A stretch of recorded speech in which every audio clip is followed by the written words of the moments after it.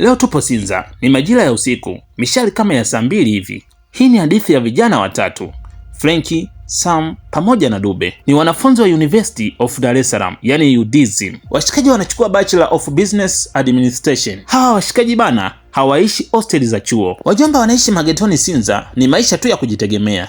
Washikaji wote watatu wakiwa ndani wamekaa, wamechili magetoni, lakini mudi imekata kabisa. Sasa huyu mjomba ambaye anaitwa Sam akasema, "Oya," huku akijinyosha, "Mbona kama vile tunapelea kwenye engo? Hakuna vibe kabisa mani." Dube akasema, "I see, kweli mzee. Naona kama vile hazipandi.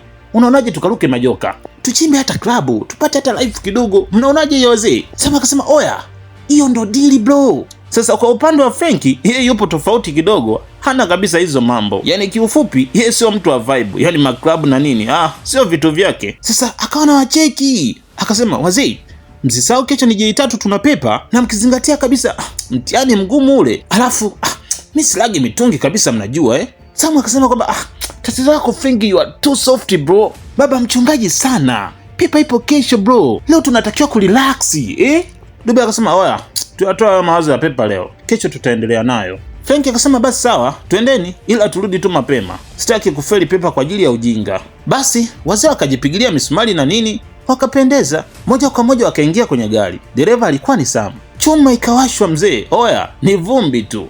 Chuma hiyo ikapigwa mafuta moja kwa moja mpaka klabu. Wamefika wakashuka kisha wakachoma mpaka ndani. Unaambiwa siku hiyo kulikuwa kuna vibe la kumwaga. Pisi mwanangu zimesimama. Unajua kusimama Basi wazee moja kwa moja wakaenda kuchili karibu na counter. Wakaweka pale. Washikaji wakaagiza Hennessy pamoja na Black Label. Lakini kwa upande wa Frenki akasema kwamba nipatie soda au juisi. Oya, washikaji walimcheka kwa nguvu. Sam akasema, "Bro, hata leo hata one shot tu uwezi." Akamwambia yule mhudumu kwamba, "Oya dada, acha kutuletea hizo sukari zitatujazia nzi hapa. Nenda kalete vikali." Basi yule bidada ikabidi awafuatie. Dube akasema, "Leo bro lazima uonje. No escape mjomba Basi wazee wakaanza kupiga glasi. Wakati huo kuna warembo wawili wanakuja kwenye meza yao. Oya, zilikuwa ni pisi za kwenda. Unaambiwa kwamba zile pisi zikaanza kuwashikashika na nini pale. Sasa kuna huyu gashi mmoja akamsogelea Frenki. Frenki sio vitu vyake kabisa wakati huo. Anawaza akizingua tu hapa ataaibika. Sama akasema, "Oya, usijali. Hawa wataenda tu situation." Frenki anajikaza, hataki kabisa kuonekana weak. Anamimina pombe kwenye glasi, anapiga. Uso unabadilika instantly. Sasa kumeza anashindwa, kutema anashindwa. Dube gonga vitu mzee.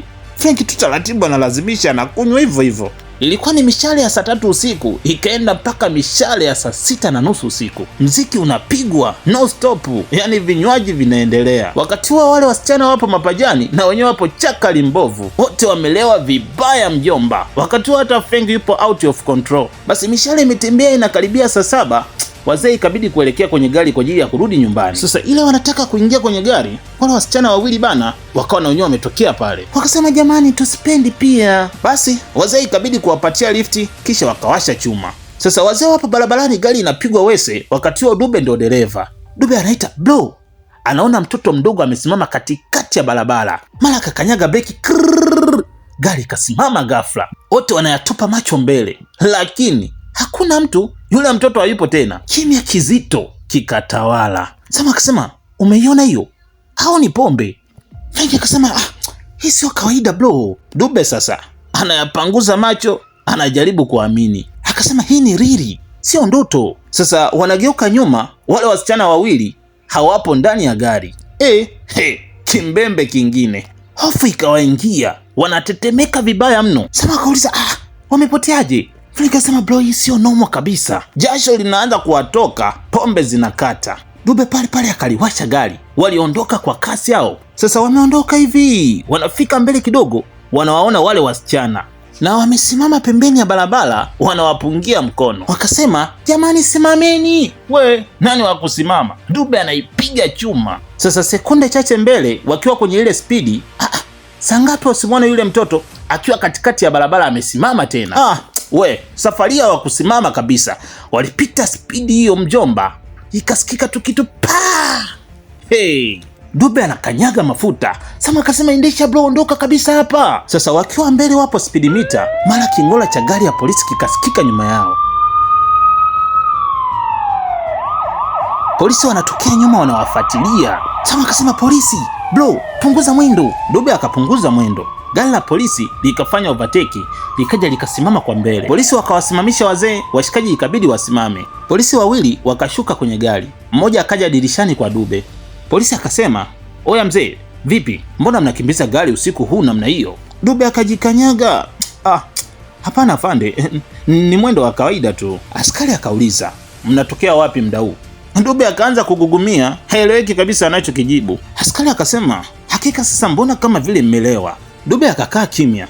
Askari akasema, nipe leseni yako.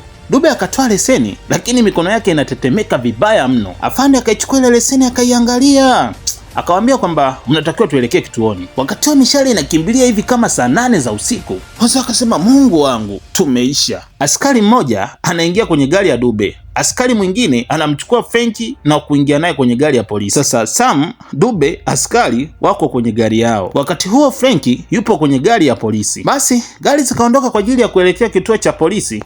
Lakini Frenki akiwa ndani ya gari ya polisi amekaa kimya, wala hata azungumzi. Wakati huo anatetemeka, wasiwasi, leo ndo amepatikana. Anajaribu kumtizama askari aliyekaa naye pembeni yake, lakini askari huyo huyo yupo kimya kupita kawaida. Frenki anatetemeka. Wakati huo afande akamuuliza, we, kuna shida gani kabisa? Hakuna jibu, akawa na meza mate tu. Lakini huku kwenye gari upande wa Sam pamoja na Dube wananong'ona tu. Sam akasema, bro, hii night imekuwa wida sana.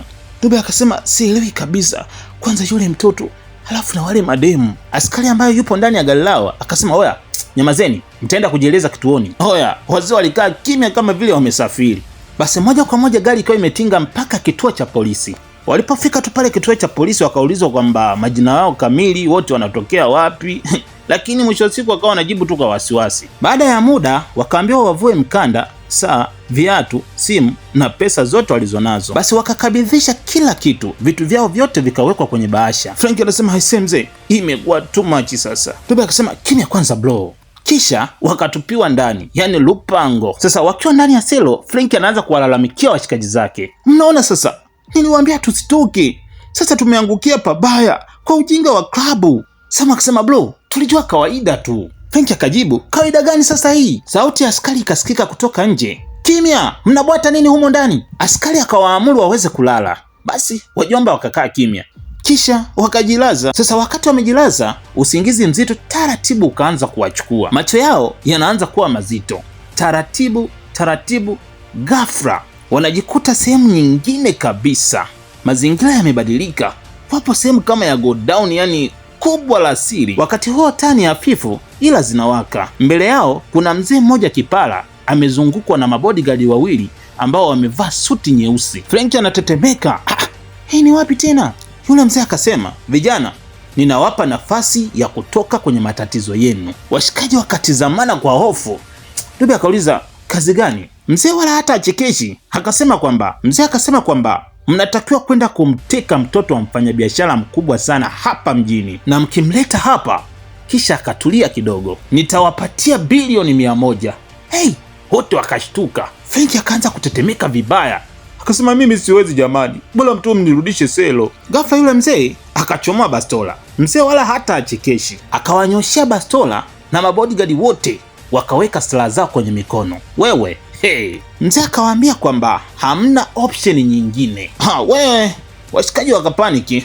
Sam akasema, hapana mzee, tutafanya. Dube naye akasema, tutatekeleza. Wakati Frank yupo kimya, jasho linamtoka. Lakini ghafla mlango mkubwa wa godown unafunguka. Mtu mmoja anaingia akiwa amevalia mavazi meusi. Sasa kadri anavyozidi kuwasogelea karibu, washikaji wanamgundua, oya, ni yule askari ambaye alikuwa amewakamata barabarani usiku ule. Wote wanabaki wameyatoa macho. Frank akasema, afande, yule askari wala hata asemi kitu. Ameshika begi kubwa jeusi mikononi mwake, akaliweka chini, kisha akafungua zipu pole pole. Sasa mule ndani ya begi kulikuwa kuna silaha mbalimbali. Kulikuwa kuna Glock 17, kuna AK-47, kulikuwa kuna SMG MP5, yani na risasi nyingi za kumwaga. Yule askari akaanza kuwagawia silaha, kisha akawapatia mavazi meusi, gloves na ninja za kuficha sura zao. Askari akamwambia, kuanzia leo hakuna majina, hakuna urafiki, mnafanya kazi au mnakufa. Wakati huo Frenki anayameza mate kwa nguvu, uoga umemjaa mjomba. Yule mzee Doni akatoa picha mfukoni kisha akamkabidhi Dube. Dube akaicheki, uso ukabadilika kidogo, akampatia Frenki. Frenki naye akaicheki, akamkabidhi nani? Sam. Sam alipoitazama ile picha, ghafla jicho likamtoka kinyama, mapigo ya mbio yakaanza kwenda moyo, mikono ikaanza kutetemeka kwenye picha. Oya, alikuwa ni mdogo wake, ndo anatakiwa kwenda kumteka. Sam akashtuka, hapana! Oya, washikaji wote kwa mshtuko wakageuka kumtizama Sam. Akasema kwamba huyu ni mdogo wangu. Hapo ndipo alipoharibu. Yule mzee pamoja na wale mabodyguard wakanyosha bastola, walizifyatua risasi.